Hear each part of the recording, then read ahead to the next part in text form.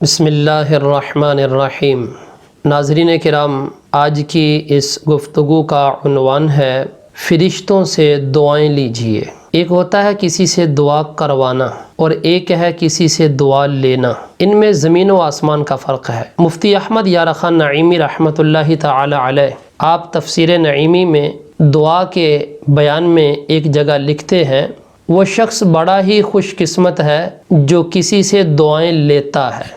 آپ اپنے والدین کی خدمت کریں، اپنے پیشوا، اپنے مرشد، اپنے مقتدی کا خیال رکھیں اور وہ خوش ہو کے اگر آپ کو دعاؤں سے نوازے تو یہ بہت بڑی خوش قسمتی ہے کہ آپ کو مفت میں دعائیں مل رہی ہیں۔ اور ایک ہوتا کسی سے کہنا کہ آپ میرے لیے دعا کر دیجئے، یہ بھی اچھی بات ہے، لیکن آپ کا کسی کے ساتھ سلوک اس طرح کا ہو کہ آپ کے اس رویے سے اگلا بندہ خوش ہو کے آپ کے لیے دعا کرے، تو میں یہ سمجھتا ہوں بہت بڑی خوش قسمتی ہے۔ دیکھو سید عالم صلی اللہ تعالی علیہ وآلہ وسلم کی مبارک زندگی کا ایک واقعہ آپ کے سامنے رکھنا چاہوں گا۔ سنن نبی داود میں کتاب الاطعمہ باب فی الدعاء لرب الطعام اذا اکل عندہ، اس میں یہ حدیث پاک موجود ہے۔ نبی پاک صلی اللہ علیہ وآلہ وسلم کے پیارے صحابی سعد بن عبادہ رضی اللہ تعالی عنہ آپ کی دعوت کرتے ہیں۔ ان النبی صلی اللہ علیہ وآلہ وسلم جاء الى سعد بن عبادہ رضی اللہ تعالی عنہ، حضور رحمت عالم صلی اللہ علیہ وآلہ وسلم سعد بن عبادہ کے ہاں تشریف لے جاتے ہیں۔ فجاء بخبز وزیت، اس نے آپ کی ضیافت کے لیے روٹی اور زیتون کا سالن پیش کیا۔ فاکل، میرے آقا صلی اللہ علیہ وآلہ وسلم نے تناول فرما لیا۔ ثم قال النبی صلی اللہ علیہ وسلم، دیکھو رحمت عالم صلی اللہ علیہ وسلم اپنے اس پیارے صحابی کو کیسے نواز رہے ہیں۔ تین دعاؤں سے نوازا۔ میرے آقا علیہ السلام نے فرمایا افطر عندکم الصائمون، تیرے ہاں روزہ دار افطار کریں۔ واکل طعامکم الابرار، تیرے ہاں نیک لوگ کھانا کھائیں۔ وصلت علیکم الملائکۃ، اور تیرے حق میں فرشتے دعائیں کریں۔ آپ اندازہ کریں اس معاشرے میں کچھ ایسے لوگ بھی ہیں جن کا روپیہ پیسہ طوائفوں کے لیے ہے، ناجائز جگہ پہ استعمال کرتے ہیں، ان کو مسجد کے گلے میں 10 روپے ڈالنے کی توفیق نہیں ہوتی، اگر کبھی ڈالنے بھی پڑ جائیں تو اپنے بٹوے سے جو سب سے زیادہ گلا ہوا نوٹ ہوتا ہے وہ نکال کے بیچ میں ڈالتے ہیں۔ اور ایسے لوگ جس وقت ناجائز کاموں پہ خرچ کی بات آتی ہے تو دل کھول کے خرچ کرتے ہیں۔ یہ اللہ تبارک و تعالیٰ کی توفیق ہی ہے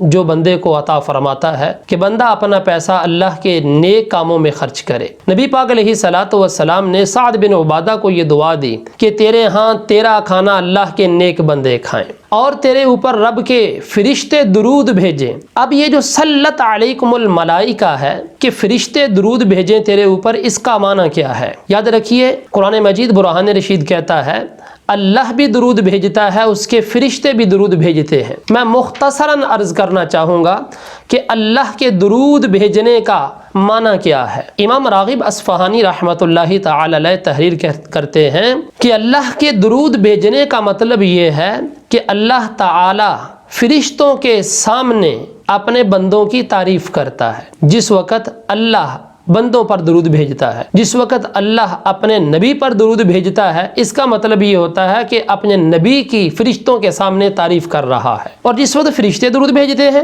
تو اس کا مطلب یہ ہوتا ہے، جس طرح امام ابو عبید ہیں ان کا یہ کہنا ہے کہ فرشتوں کے درود بھیجنے کا مطلب بندوں کے واسطے یہ ہوتا ہے کہ وہ دعا اور استغفار کرتے ہیں۔ اب وہ کون کون سے اسباب ہیں کہ ہم لوگ فرشتوں کی دعائیں لے سکتے ہیں؟ بہت ہی آسان عمل میں آپ کے سامنے رکھنا چاہوں گا۔ صحیح مسلم میں حضرت ابو ہریرہ رضی اللہ تعالی عنہ سے یہ بات مروی ہے، رسول اللہ صلی اللہ علیہ وآلہ وسلم نے ارشاد فرمایا احدکم ما قعد ينتظر الصلاة فی صلاة ما لم يحدث تدعو له الملائکہ، فرمایا تم میں سے جب تک کوئی شخص باوضو نماز کے انتظار میں بیٹھا رہے، فرمایا اس وقت تک وہ نماز میں ہی ہے، تدعو له الملائکہ، رب کے فرشتے اس کے واسطے دعا کر رہے ہوتے ہیں۔ کہ یہ بندہ نماز کا انتظار کر رہا ہے، ان کی دعا کیا ہے؟ نبی پاک علیہ السلام نے فرمایا اللہم اغفر لہ اللہم ارحمہ، رب کے فرشتے کہتے ہیں یا اللہ اس کو بخش بھی دے اور اس کے اوپر رحمت کا نزول بھی فرما۔ اب دیکھیے کتنا آسان عمل ہے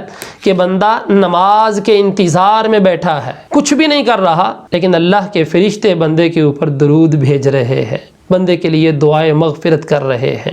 میں یہاں پر ایک اور بھی بات ایڈ کرنا چاہوں گا۔ نبی پاک صلی اللہ علیہ وآلہ وسلم نے ارشاد فرمایا ہے، صحیح ابن حبان میں کتاب الصلاۃ باب الاذان میں یہ حدیث پاک موجود ہے، فرمایا ان الدعاء لا يرد بین الاذان والاقامت فادعوا، فرمایا وہ دعا جو اذان اور اقامت کے درمیان مانگی جاتی ہے، اقامت ہونے سے پہلے اور اذان کے بعد جو دعا مانگی جاتی ہے، لا یرد، وہ دعا رد نہیں کی جاتی، فرمایا فادعوا، لہٰذا تم اس وقت اللہ کی بارگاہ میں دعا مانگا کرو۔ میں ذرا اس مضمون کو آپ کو سمجھانے کے لیے مزید واضح کرنا چاہوں گا۔